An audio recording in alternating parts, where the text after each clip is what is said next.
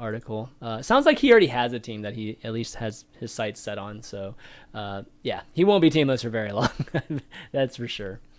All right, let's talk about events, guys. So obviously lots of events, some ongoing from previous week, some new, some announced, and then again, some events that are going on overseas that Adoa will catch us up on.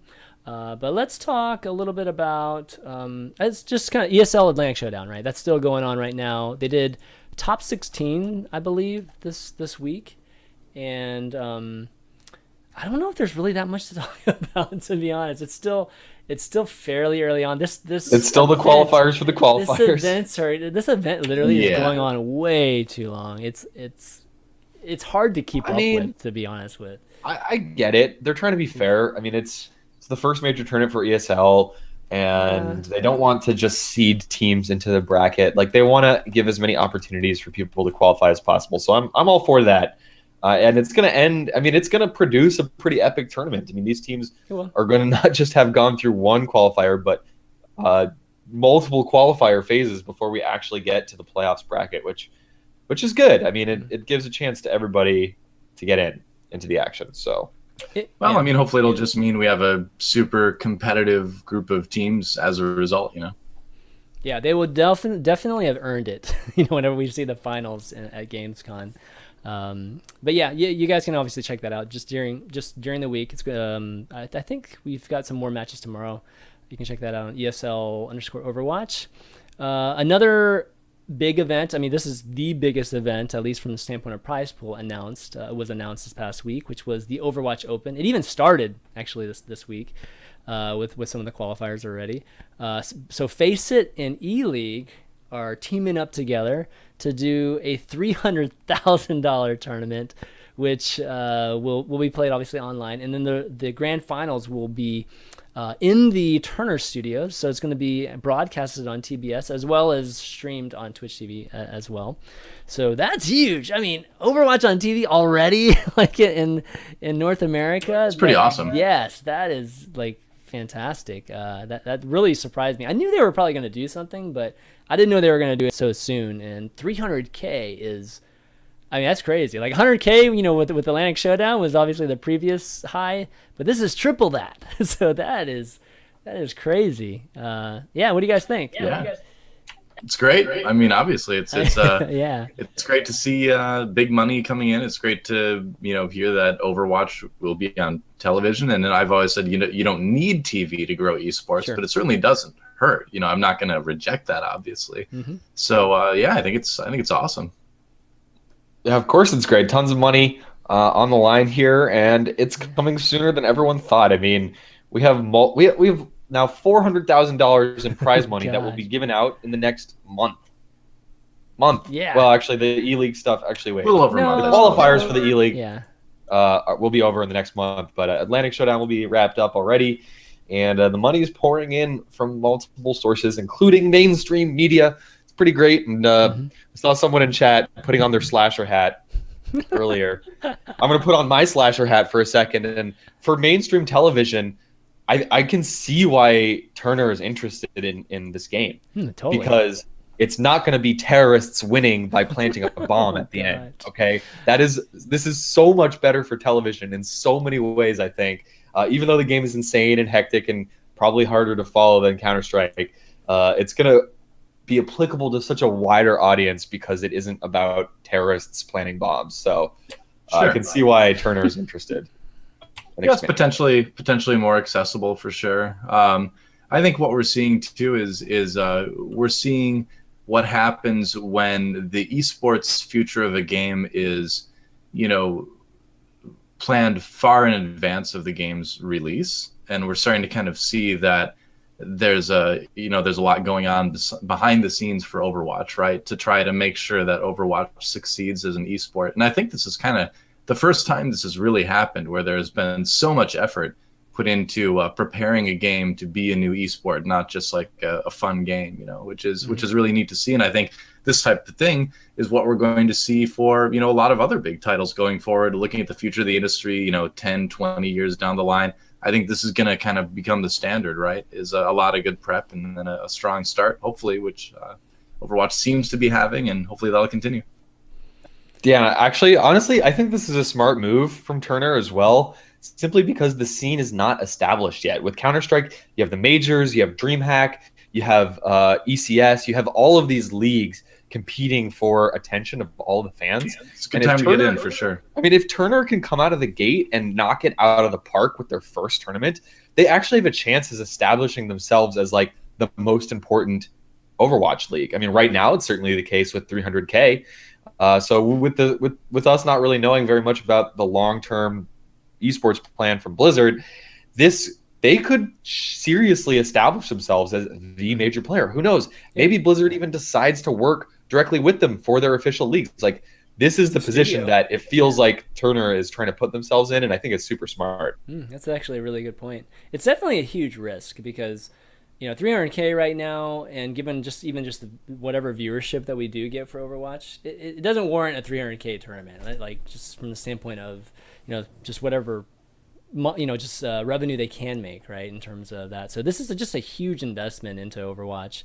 And I think you might be onto something, Ben, like them trying to position themselves as just the partner, kind of like ESL was, right, for a long time. Good idea. Yeah, with League of Legends and things like that. So just other titles like that. So 300K is going to be huge. So the question is are we going to get Overwatch people actually hosting these things and casting these things? Because right now we're seeing a bunch of CS:GO people doing that, right? For and the community's all up in arms. Oh my God, they don't know all the teams perfectly. Their camera work is bad. Yeah, it's their first broadcast day. Yeah, exactly. Get your head out of your ass. Exactly. They're going to get better. Yeah, DDK, he had 1 day notice, man. DDK did. Oh, it's pretty tough to cast something when you don't even know, like, the day before that you're going to be casting this.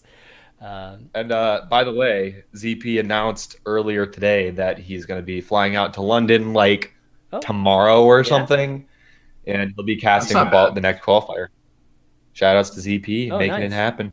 Yeah, well, guy deserves it, man. He's been working his ass off. All right. Well, anyways, exciting, definitely exciting. Just to again have the potential for all these, just having such a grand scale tournament like this. Next up, we've got the Nexus Cup finals. Yeah. So Doa, you want to I guess give us a rundown on how that all went, and just what teams were involved. Oh, I totally zoned out. I was reading Twitch chat. Were you talking to me? Yeah. So the Nexus Cup. Oh, Nexus Cup. Yes. Okay. Yes. Hi. Yeah, I'm back. Oh, that's why you don't just me that happens. That's why you don't read Twitch chat during shows, guys. I know. I was reading the stuff about Heart of the Swarm, and I'll just to touch on that for a moment. The amount of planning that went into Heart of the Swarm as an esport is nothing compared to what's going on with Overwatch right now. So I don't think you can really compare the two. But anyway, moving on to the Nexus Cup. Nexus Cup was a China versus Korea tournament in Overwatch, probably the biggest Overwatch tournament in Asia so far. And it ended up with a Korea versus Korea finals. Shocking, maybe not. And it ended up being a UW Artisan, which was thought of for a long time as the best Korean team, versus MIG Frost, which is now absolutely the best Korean team. They started winning a lot about maybe 2 or 3 weeks ago, but man, they crushed the Nexus Cup. They 4-0'd the finals. It was not a close 4-0, and it's going to be really interesting to see if these guys start to travel internationally. What they're going to be able to do against some of the NA and EU teams. I'm really curious about it. Yeah, that's a surprise to me because as someone who was only able to really tangentially follow the Korean scene, like the popular notion was that UW Artisan was like the number one team. And then we've been seeing MVP Space I'm not sure if they actually played in this tournament or not, but they've been doing okay in the Go See Gamers weeklies. So it's yet another team. It's Frost. It's Frost, right? That's crushing it. And to hear it wasn't even close. Like, I want to see this team play against North American and European teams now. That bodes very well. Cool. I mean, what's really neat is that, Woom once again has been able to find this group of players and bring them together, get them to dedicate themselves to the game, and just create a great team. And he's not even playing with them or coaching them right now. He found a coach, this guy that has like over 12,000 hours of TF2 play, and Wow. and his players too. Most of them came from Heart of the Swarm. Actually, Yeah. that's a crazy thing. Is not a lot of them. Probably more than half of them did not have FPS background before they started playing. That's crazy. And they've become so good so fast, and it really is just kind of it just kind of shows how obvious like tons of practice is hugely beneficial in a team environment like that. So it's cool to see. This just in, guys. Koreans know how to practice for video games. What do you know? Yeah, we've definitely talked about it. It's just a matter of flying these guys out to some event or being invited to an event, and it's getting there, guys. I think it's almost to the point where we maybe by the end of the year we'll see some kind of fully global event. It doesn't have to be like hopefully. these regional qualifiers. I mean, Yeah. even just an invitational with just whatever we think are the best teams. And just Do I need to host a tournament again? Exactly, right? Don't make Yeah, me do let's it. do it. Don't make me. I mean, I think I still think that NA and EU are probably stronger overall, but I don't know. I want to see like a truly globally competitive esport for once. You know, I want to see one where Korea's good, but they're not always the best. You know. Yeah, it's at least worth the discussion. You know what I mean? At least having that narrative, you know, to have, you know, again, all the entire world, you know, just competing in these instead of just two regions. So yeah, hopefully that will happen soon. But until then, I guess we'll have to, you know, keep getting Nexus Cup I guess updates from you or whatever. That's it. It's over. It's over. Yeah. What over now, happened next? so, So what's the next league for? You know, honestly, I'm not quite sure. There's been Wow. cups here and there. There's been like smaller tournaments going off and on in Korea that I need to do a better job of keeping track of. But as far as major stuff upcoming, there's nothing really officially on the horizon yet. Okay. Well, I'm sure there will be something soon. Just more leagues. I would imagine there will be. Yeah. Was the viewership good for that, by the way? Like, what was the viewership like for the Nexus Cup? I'm not sure because it was streamed on a combination of Chinese streaming platforms and also the InVen Global Twitch stream. And I didn't watch any of it live, so I'm really not sure what the viewership was. And Chinese viewership numbers, you have no idea if that's accurate or not. So. Right. All right, so moving on to the Ghosted Gamer Weeklies. Ben, you want to give us a quick update on that? Yeah, I think the thing to call out from this weekly is pretty simple. We United, which is the team led by Too Easy now that he's been ousted from Reunited, was able to win both Ghosted Gamers Weeklies, both the NA and EU this weekend. Obviously, not a ton of super high level teams joined these tournaments, but We United is really looking strong. I mean, they're just the next up and coming team, adding to our ever growing pool of teams. I mean, we're getting to the point where there's basically 4 or 5, even maybe 6 like high level teams. Not that can compete with Envious, or not all of them can compete with the likes of Cloud9 or Code7, but you know, each region is kind of getting this decent pack of high level teams, and I think that's pretty cool. So good to see Too Easy still in the game. And a lot of people have been enjoying Shadowburn's Genji play. Like, that guy is just ridiculous. So we've been watching them quite a lot these last couple of days. Cool. That's pretty much it. Yeah, winning both of them, that's definitely an accomplishment.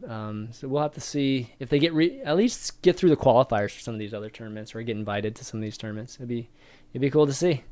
Reunited versus We United. That would be Oh man, the hype. Pretty epic. I'd love to see if the casters. they both like break up and make a new team together, they can be like 3 United or something. Who knows? Oh man, I'd love to see the casters at least have to cast that. That would be like a caster challenge type of thing. Be pretty funny. I would not look forward to that. All right, real quick shout out. So we do this podcast obviously on Twitch, as you guys are watching right now, but also on iTunes. A lot of people listen to the podcast, so I want to give a shout out to Mathalius, who was the last person to leave a 5-star review and just a nice message there.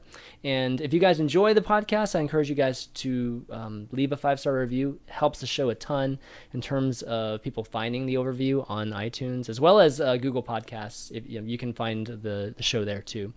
But that's a great way, again, just to help the show. And you don't have to pay a single dime or anything. It's just leaving some nice words. That's it. All right, let's move on to the meta that we saw in a lot of these events, and we touched on it a little bit as we were talking about the balance changes, but yeah, what were the big trends that you guys noticed while watching the events in terms of just the new patch, or at least the last week's patch, kind of finally hitting home, and we've seen the teams coming out with their compositions. I think you're seeing a lot of the stuff that people expected. Zenyatta way up, Diva way up, yeah. McCree way up, Soldier way down, Reinhardt down a little bit. Mercy down now that there's another good support option. So yeah, I think we're kind of seeing what the patch have suggested we saw, but it is kind of scary to see like Pharah just disappear instantly, Yeah, but when you think about the implications of like Diva combined with McCree and Zenyatta and all that, it's not too surprising. Yeah, I mean, with this patch, there's a lot of obvious things that we knew were going to happen. We knew McCree was going to get picked a ton. We knew that Zen was going to be super, super strong, and they have taken number 1 and number 2 spots in most picks over the last week, respectively. No surprises there. But because Zen is now so popular, we're basically not seeing Diva anymore. It's like Zen and Lucio. And Lucio. I mean Mercy, right? Or what did I say? Diva. I don't know. Yeah, Mercy. Yeah, Everyone's got Mercy Diva on just the brain, man. disappeared I too. can't blame you. Yeah. So Mercy's really fallen off. Hardly picked anymore. I think she's still decent on defense. Some teams are still picking her on first point of the assault maps, on the ones that start with the capture point and move on to payload. Sorry, those ones. Yeah, whatever those are called. My brain has stopped working. Sorry, guys. But Mercy's fallen off so fast as well. And all these things were pretty much expected. Diva, we knew she was going to be good, so naturally that means you're going to see slightly less of all the other tanks. So we're seeing slightly less Reinhardt, slightly less Zarya, slightly less Roadhog. Actually, a lot less Roadhog for a reason we'll talk about later. But yeah. So I was gonna say with the whole Diva thing, when we had Hulk on, Hulk didn't actually think Diva was going to be that good, if you remember that conversation, right? And it's kind of crazy because Diva literally is being picked by almost every team, no matter they're playing offense or defense. So it might have been just a realization.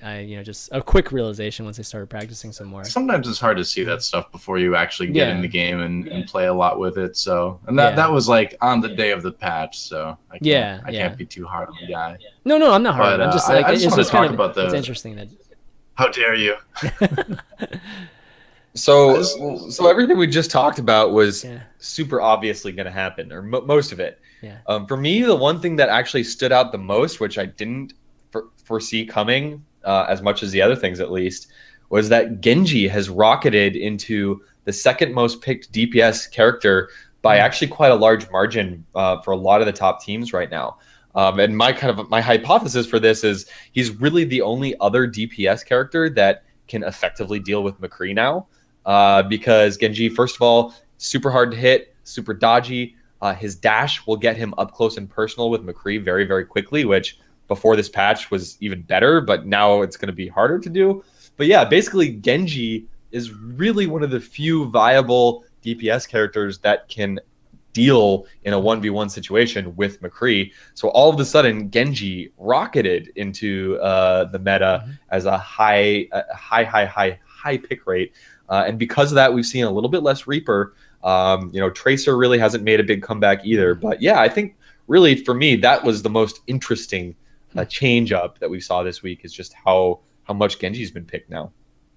Yeah, it makes sense, I suppose. It was kind of like the rise of Reaper a little while ago, when we started to see these 3 tank pushes once in a while. It made sense to bring in Reaper a little bit more. And that is kind of one of the cool things, is that changes to certain characters will affect how good other characters are, as well too. Not just in terms of Pharah going down, but now Genji coming back up again, which is neat.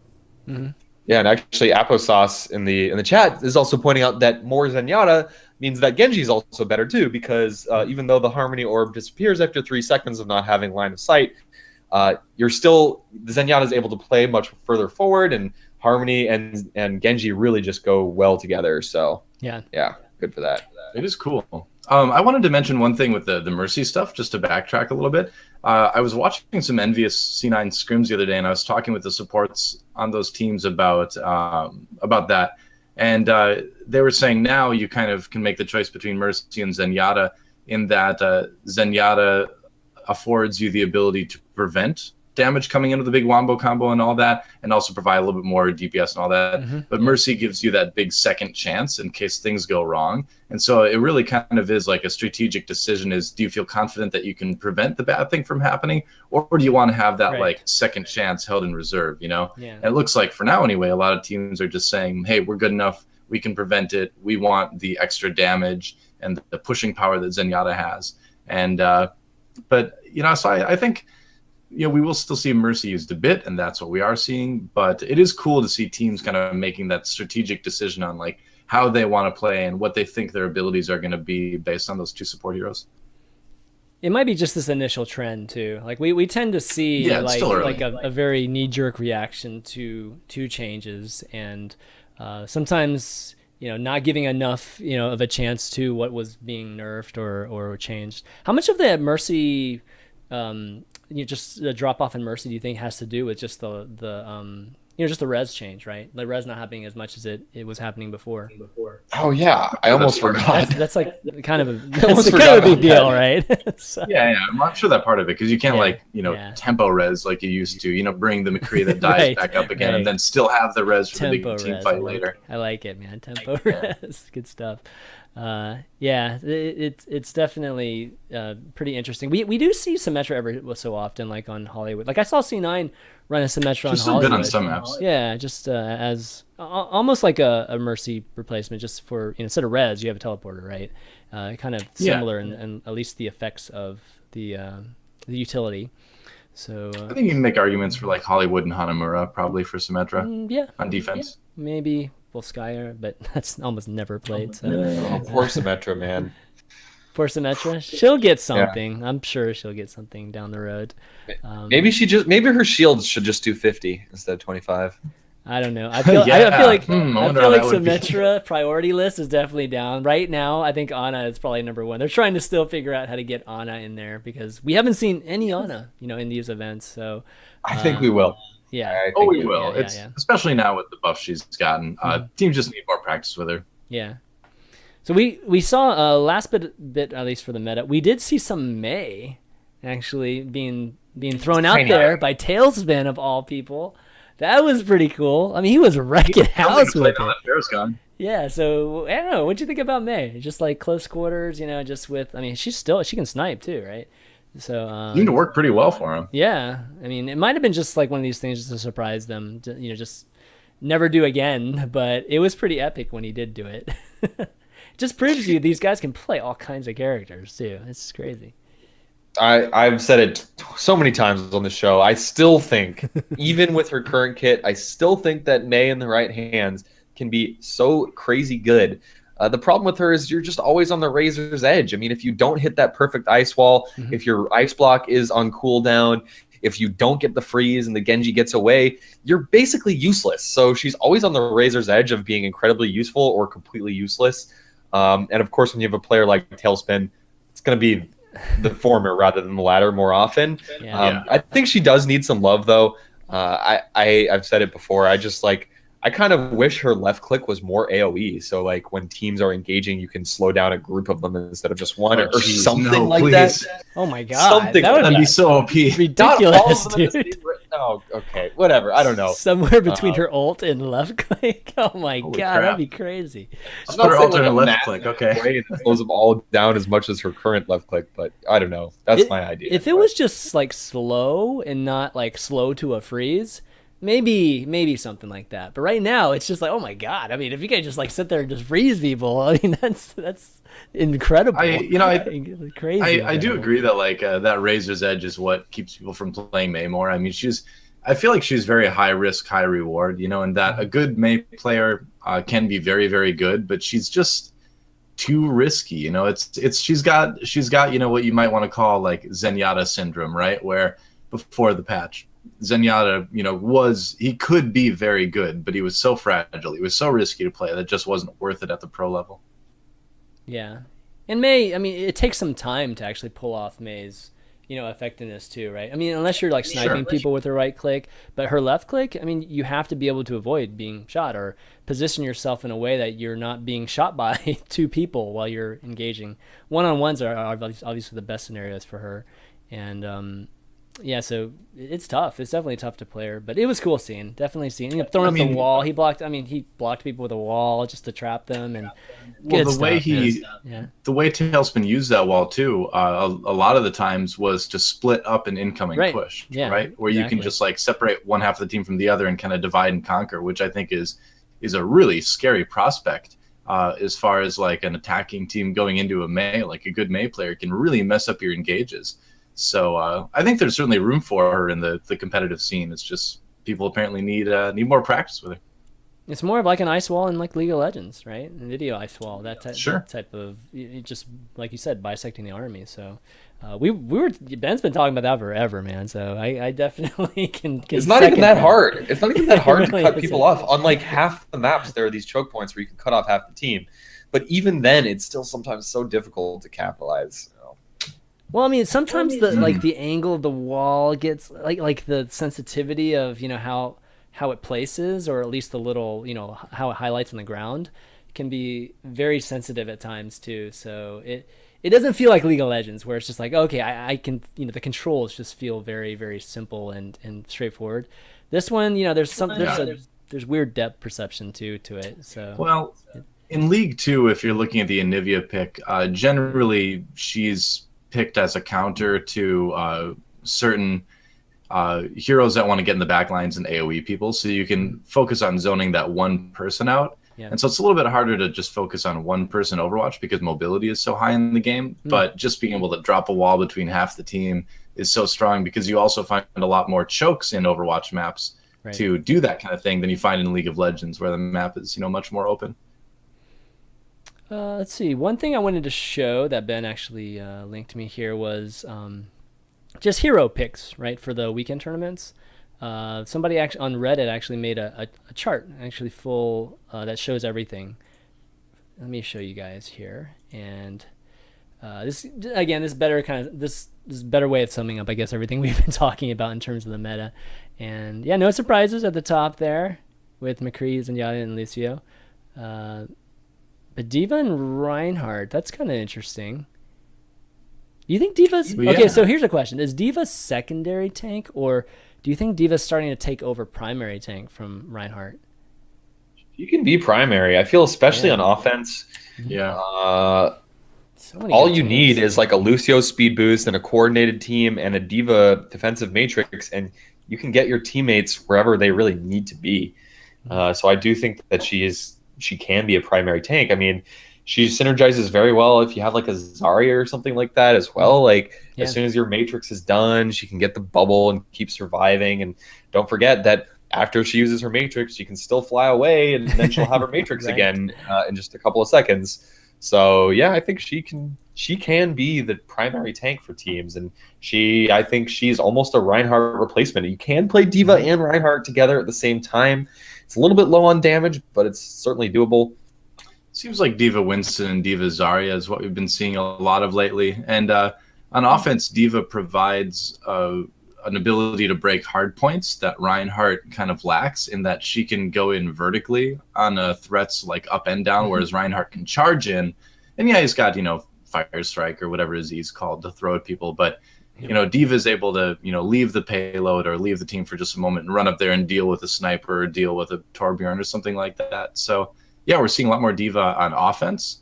Not a little bit on defense too, of course, but I think offensively, that's where she kind of really shines right now. Yeah. Plus her ult. I still think her ult is being it's great now. Underrated right now. It's super good. It just moves people. Like it forces people to actually, like moved an entrenched type of position too. And she can just sit there chasing down people too. So it's actually really, really nice. Think it's scary. Too good? You think it's actually just right? What do you guys think? I think the ult's in a good place now. I don't think. Yeah, I think it's good. If anything needs to be toned down, it's just her matrix. The rest of her kit is not OP at all. Yeah, I don't think. Cool. Yeah, I think your defensive need matrix definitely needs some adjusting in one way or another. But I think her ult is finally where it should have been all along, where it's escapable, but it's not so easy to escape. Because back before the patch, you would like never hit somebody with their ult. If you hit someone with your ult and your diva, you're like, wow, who's that moron that got killed by my ult? Right. But now with 3 seconds, it's more reasonable. There are legitimately a lot of cases where you cannot escape a diva ult if it's placed well. You just can't. It's good. It happens, and that's okay with me. So yeah, definitely. The tanks are in a good spot. I feel like the tanks generally, like just different combinations. We're seeing all kinds of combinations with the tanks on different maps and offense. If defense. anything, I just feel a little bit bad for Roadhog players right now because they're just getting discorded immediately. Yeah, it's actually Roadhog and Winston. I don't know what exactly it is about those two, but for whatever reason, those are the first Discord targets every time, and they just go down so fast. I mean, they're big, and they also don't really have many defensive measures to stop the damage from piling in. Winston's shield doesn't last very long. You can just walk inside of it, and Roadhog has no shield. So, yeah, I think it's as a Zenyatta main, it's super easy to just be like, all right, that guy's going down, and then you just sit there and headshot him while your team focuses him. Yeah.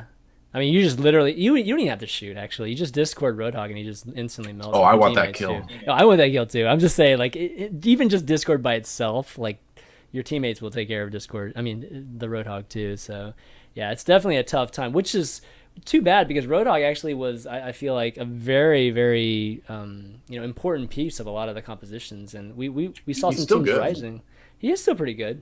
But I think a lot of Code 7's success had to do with Roadhog too. Just Harbu playing just unbelievably with Roadhog. So we'll have to see how they react to that. I mean, at the end of the day, if a Roadhog catches a Zenyatta, that Zenyatta is still definitely, almost definitely dead, So a good Roadhog, I still think, can be pretty effective, but he is more vulnerable now, for sure. Yeah. And actually, I just want to address really quickly before we move on. Yeah. Just one question for you guys that Dust Murray was saying in chat. Is Zenyatta too strong? I don't know, actually.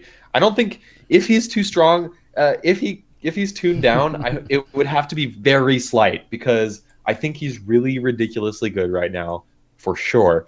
But I don't think he's OP. I think Anna, in no way, no one part of his kit makes him OP. He's just so well-rounded. I could see them, they talked about maybe giving him 175 health instead of 200. I could see that working. If any change, the thing is, I think if they're going to make a change, they need to pick one thing and change it. Because if you change like 3 things at once, it's really hard to tell, if it worked or if it didn't work. If experimentation should involve small changes to study over time rather than a bunch of changes at once, because that really doesn't, give you any good data. But I would say, if anything, I'd like to see them reduce his Harmony and Discord orb speed, back to where it was, or at least a little bit slower anyway, and see if that, brought it down to where we maybe saw a little bit more Mercy being played. But I don't think he's in that bad of a spot. He's certainly really, really strong, but I don't know if he's as OP as everybody says he is. I think he's just a really tough character to change because the way he, the DPS aspect of him right now, I think is a really great, like, design wise, I think it feels really good. Like, and this is, this is my kind of designer hat coming out, but like, I think it feels really good. And it's like something that I would not want to change at all. Like, in terms of, just what kind of character he's supposed to be. He's supposed to be this DPS support hybrid, like probably the only one. Lucio, he does some, but he doesn't really put people down, he used to. I still remember. He did. I remember the giant balls, days. man, the giant green I balls. love that guy. Back in the day. So they have to be careful with him. The thing that I would change, honestly, is I would rework his right click. It can be still offensive in some way, and I would maybe tone down his Discord actually a little bit. Tone down his Discord. You can make him even more of an offensive support with just more ways to attack. He can keep Harmony the same, but I'd like to see that. Discord right now, I think, is the part that's extremely powerful, and it's powerful from your entire team standpoint, not just Zen engaging. Not like a sleep, and stuff like that. It's actually, like melting, like you said, melting Roadhogs, melting Winstons. I mean, it's literally a click of a button and that happens. That's a little crazy. Actually, it's so easy to cast too. So maybe just a tiny bit, like 10% or something like that. I think that would probably be enough. Yeah, Yeah, I think so too. yeah. Or what if you had something like where when you put Discord on somebody, the damage that they would take would ramp up over the course of 3 seconds, you know? Okay. So if Something like it that, incentivize people to cleanse it off with like a Zarya, or get rid of it some way, That's not a bad or idea. go into hiding, and they'd have a little bit more time to deal with it, right? Rather than instantly be taking that much more damage, that it would ramp up over a second or two. Yeah. Okay. I think that would be pretty good too, actually. The cleansing, I don't know, like I haven't really talked to the players a ton about this, but is cleansing something that is that at the forefront of people's minds? Like whenever they're I mean, there's no point. He can just reapply Discord right, instantly. That's what I mean. There's You something can't. bad If about there's a that. Zarya shield, you can't put it back on right away. Not on that one person, but Yeah, just, Or like if Reaper, Wraith walks or whatever. But the thing is like other cleanses take that character out of the fight for a little while anyway. So, I think it is something people could maybe do a little bit more with. But you're right that it doesn't make a big difference. yeah. I mean, I think when we talked about the patch on the show last week, I was like, hell yeah, Zenyatta need these changes. All of them are awesome. But I still to today I don't really understand why they made Discord basically instant. Its travel time was already super fast. It never took more than half a second to get to the target anyway. Yeah. But now it's actually instant. So you never have to think about who you're Discording. You just Discord all day. Well, Discord fire at the same time, and then you land your first ball, like you land that damage immediately. So I've decided I like my damage ramping idea. That's going to be my. I like it. Push it. I like it. Yeah, I like it No, too, I- man. I like it too. I see everyone in chat likes your idea too. Exactly. So Yeah. I think it gives the enemy team a chance to respond, and it still offers that same scariness, right? That Discord has now. Yeah. all right, let me ring up Kaplan. Exactly. Have some kind of indicator for it too, so like you kind of know where you're at. Just like a little bit like Zarya. You know how powerful she is, right? When she's charged up her shield, that sort of thing. That'd be cool. Okay, well, have like a sound indicator, but it's on you. That just like sounds scarier as the second step. Oh, you mean the little? Yeah, I know what you're talking about. The little aura sound. Yeah, that's true. Okay, let's see. Last thing I have here is more for just a little segment that I had more for the casual beginner players. Somebody on Reddit actually wrote up a pretty cool guide about comms and just etiquette on comms. Meaning voice and just the whole voice system for Overwatch. And it's actually by this guy Bithmark, and let me link it in the chat. And for those of you that are, again, just newer players, it's a cool rundown as to just, what generally people, I guess, expect or just general etiquette into things that are just a good way to use comms and how it can be used in terms of shot calling and working with your teammates and things like that. He did a good job of walking through that. Doa, it looks like you wanted to add something in terms of, gosh, when you have a language barrier, oh my gosh, that'd be so hard. Well, yeah, just kind of something interesting. I like that article too. But I play on the Korean server, so it's by large mostly Korean players. Yeah. With some Japanese, some Chinese here and there. Some other players from around Southeast Asia. But I obviously can't. My Korean's pretty good, but it's not like fluent, so I can't communicate quite as easily. So I just concentrate on saying like character name and then direction. So I can say like in Korean, Reaper is behind or something like that. And just like saying that kind of stuff constantly, as a support player has done it does a lot of good, in terms of letting people know where threats are and being able to respond to that quickly. So if you're playing on a team where everyone speaks the same language as you, I mean, that's really all you need to say. Even you just need to say this character's over here. Just like let your teammates know where the enemies are. And I think that's like a big part to just being able to coordinate better. Yeah, as long as you're not raging, guys, and tilting and things like that, for the most part, talk on comms. Like people don't care. Like people like it when people talk on comms. So. If you want to be the shot caller, just start calling shots, and then the team will tell you if they don't like it, or not. So encourage. What I found too try is to get people to talk. You can be a shot caller without being a shot caller, in that you can call the shots just simply by doing things like saying where the enemies are, saying that your ult is ready, asking your teammates when their ults are up, and even though you're not actually telling them I'm the shot caller and kind of like overtly taking that leadership role, because I think in like solo queue people will be like, why is this guy leading us? How is he qualified? But you can kind of take the lead by sharing information, Yeah, agreed.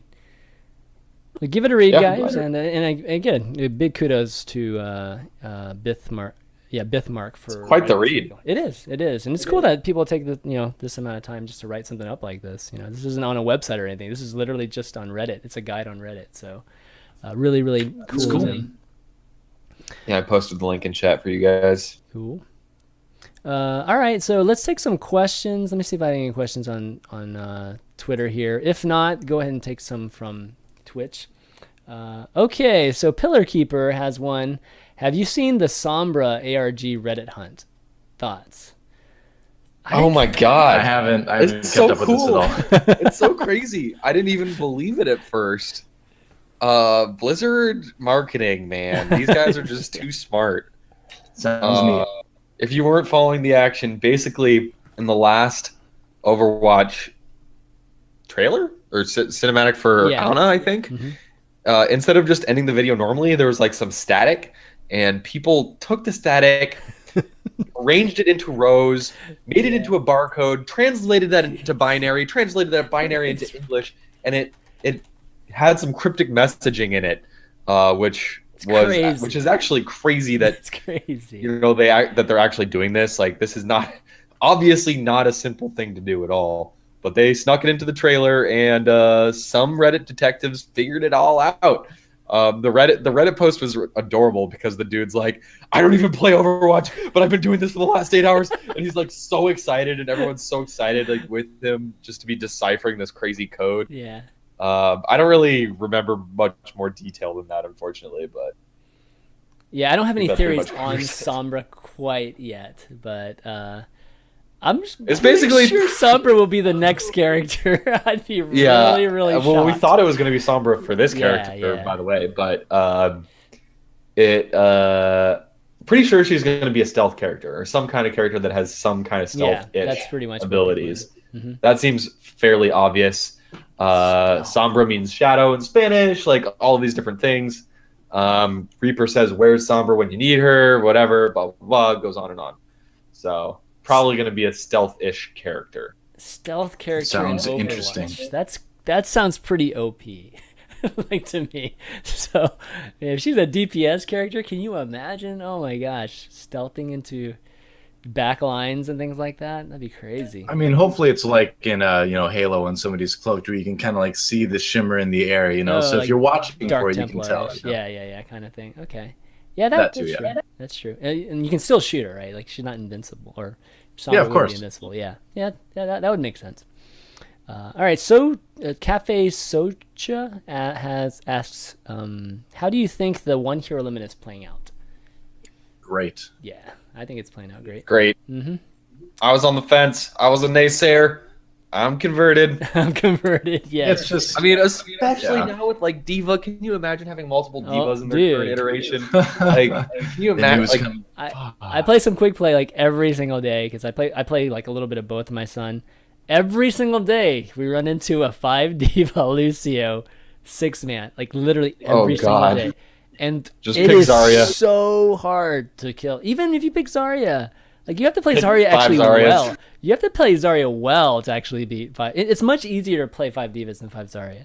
And oh my gosh, it's just crazy. It's just like nonstop nukes and actually the pilots, when you have so many pilots out, there's just lasers flying everywhere. It's freaking crazy. So yeah, thank goodness we don't have to do that in competitive. The spam either in competitive anymore, which is nice to not have to deal with or do. It's for sure. Yeah, one hero limit was great. Definitely a great addition to competitive. I still wonder if Blizzard has officially thrown in the towel, or if we're gonna see them like attempt to go back to no hero limits later. I don't know. Gosh, I hope not. I hope they don't. I think it's just like really a Pandora's box that you don't want to open from a balance standpoint. Yeah. Yeah, that's true. I don't have any more questions from Twitter. There's a couple here in chat that we can knock out real Sure, quickly. let's go. Any news on which major Korean channels are showing Overwatch? Spo TV, GOM TV, or OGN? Yes. I can neither confirm nor deny that there are leagues being planned and or which channels they will be on. But I'm sure we're going to see something pop up in Korea in the near future. Okay, cool. That's all I got. That's all I got for you. That's all Sorry. I got. I just wanted to look at you funny in the camera. You Is and a everybody else. 2485 says, at what point do you value meta picks over comfortable picks, as in characters that you're good at in competitive play? Ooh, that's a good Tough question. I think that totally depends on what your skill rating is and who you're playing with and what your comfortable characters are. I think the bottom line general message is like everybody needs to break out of their comfort zone and play more characters. Like, Yeah. just learn as many characters as you can, because that is going to keep changing, and it's very valuable to have more characters in your repertoire. Like, I don't know if there's a good answer for that question. Yeah, I agree. I think it's good to just get in quick play and play whatever you see, feel is fun, and you're going to discover stuff that you want to practice and play in competitive then. Yeah, I mean, that being said, I feel like you shouldn't try new characters in competitive mode, though. That's not gonna benefit you, and that's not gonna benefit your team either, because you're not rated based on just new characters. You're rated based on the characters you're good at. So definitely go to quick play and learn those characters. Play, get comfortable with those characters there, and then break it out on competitive mode. I have to tell my son that all the time, by the way. He always changes characters. Like, oh, I just want to play, Zarya or something today. Like, he never does. I'm like, you can't do that in competitive. Like, we have to do that in quick play, because you're not going to be any good at it. And we're just going to basically be, 6v5, essentially, or 6v5.5. So, I've had to explain that to him recently, too. Yeah, I need to learn Zenyatta, like I said. Because I'm in that same predicament. I'm lost on defense because my standard pick of either Pharah or Soldier is no longer really that viable. And I play a bunch of tanks and I play Lucio if I need to. But if I'm playing a DPS character, I don't know what to do. So yeah, I need to add a few more characters to my repertoire for sure. I think McCree's really, if you can aim, McCree's pretty easy to play. I've played McCree like a grand total of twice. I don't know why. It's not my character. Some time. Honestly, the thing is like, if you're, unless you're in like the 80s in competitive play, I think you could probably still play Soldier, Yeah, it's just harder. I think like lower, because that's the thing that people, it's an issue with like other games too, where like if you look at League and you don't lock in a meta champion, everyone's like, oh, how can you play that terrible champion? He's so bad, nobody plays him. It's like, well, hey, this isn't a pro match, so I don't need to play whatever is like the only meta pick right now. So I think in most ranks of Overwatch competitive, you can kind of just play whatever you want. With an exception of like Torbjorn on offense right now, or like Symmetra on offense right now, you probably shouldn't be playing that, because it's kind of just going to be bad all the time. But nearly anything else, like if you want to play Soldier, play Soldier. If you want to play Pharah, play Pharah. The other diva on the other side's probably not going to be good enough to shut you down, as much as like, somebody in a pro match is. So you can kind of still, for the most part, play what you want to play, I think, in most ranks. I think that's a good message just generally, because a lot of people, I've been in games where people just pre-game, right? There's like this argument over like what people should be playing. And I'm always encouraging, hey, just let them play what he's comfortable playing, because we don't have to follow what the pro meta is and all that stuff, because we're not pro players. So and you don't know that guy that you told, if he wanted to play Junkrat on offense and you told him he couldn't because you thought it'd be bad. You don't know if he would have actually been really good, but now he's going to be bad because he's trying to play McCree and he's terrible at it. So I think as a general rule of thumb, don't tell other people what to play. You're like, oh, we really need a Reinhardt. I don't know about a Junkrat pick, and then the Junkrat goes Reinhardt, and he does the charge. He just charges in every time and dies instantly. In the end of the game, he's like, dude, I fucking suck at Reinhardt. I told you. Let them play what they want to play. We had that happen with the Bastion. Like, some guy picked Bastion on offense, and they were like, oh my, don't pick Bastion, blah, blah, blah. I'm just like, just let him pick Bastion. Like, you never know. Like, he might actually be pretty good. Dude, the guy was MVP. Like, on our team, he was just crushing with Bastion. So, Until you get up to the 80s, literally like pro level, then just. Yeah, I think if you're below 80, different. you don't really have a right to tell somebody what they should or shouldn't play. No, 70s is pretty But good. I do too, anyway. 70s is pretty good too, but definitely below maybe. 70s. Just you should give everybody a chance, at least with whatever decent or just composition, maybe plus or minus a couple characters, right? So just to keep things, just from being toxic, of course. Gosh, still have these toxic games from time to time where people just go Of nuts. course. Yeah, but that's just normal. If somebody tells me I shouldn't play something, I just immediately mute them. Just mute and them. then I That's just what play the mute game. button's for. Exactly. It's like beautiful, and then you just Exactly. start wrecking house. So it's cool. All right. Well, I think that's going to be it, guys, for the show.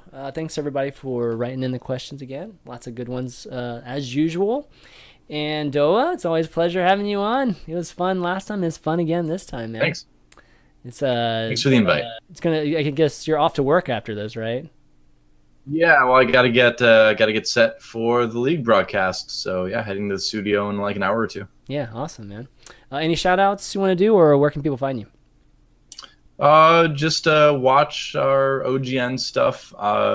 It's twitch.tv/LCK1 for League of Legends. Definitely go and watch it. That Monty and I are going to be casting nights. Should be a lot of fun. And then for the Hearthstone stuff that Papa Smithy and I have been doing, it's just twitch.tv/play Hearthstone. We cast that twice a week now too. So yeah, Nice. a lot of stuff going on. Hearthstone Please channel, watch. nice. Yes. Hearthstone. Yeah. Cool. Didn't Ben, realize that. Ben, you want to do some shout outs? Let people know. Thanks everybody for tuning in, and make sure to follow or subscribe to the competitive Overwatch subreddit if that's what you're interested, which I'm pretty sure you are because you're watching this show. One thing I noticed, Chris, is that the chat was talking about Heroes of the Storm. They were talking about Street Fighter. We were talking about all kinds of games. Like, maybe we should just do an esports show, man. Like, Oh God, man. But yeah, thanks everyone for watching. You can follow me on Twitter. I'm at Fishstix. I don't know why I pointed at my back. I'm not wearing a jersey or anything. It's the player inside of you, man. I'm really tired. I don't know. Inside. I'll see you guys later. Oh, I man, we was keep gonna started. stream after this, but I'm just way too tired. Get some rest, man. Yeah, get some rest, Yeah. man. You gotta catch up on that. It's not time to practice Zenyatta now. You're gonna love Zenyatta, by the way, Ben. I guarantee you'll love. He's the best. Love Zenyatta. As for me, yeah, just big shout out again to both of you guys for doing the show today. Everybody for watching. You can find me, us all on Twitter. Our Twitters are actually on the screen right now. I actually do a few other shows this week, so if you're into more of the casual side of Overwatch, I actually do another show that's Overwatch related with Garrett and Patrick tomorrow morning, which is going to be 11 a.m. And then it's called Overwatchers.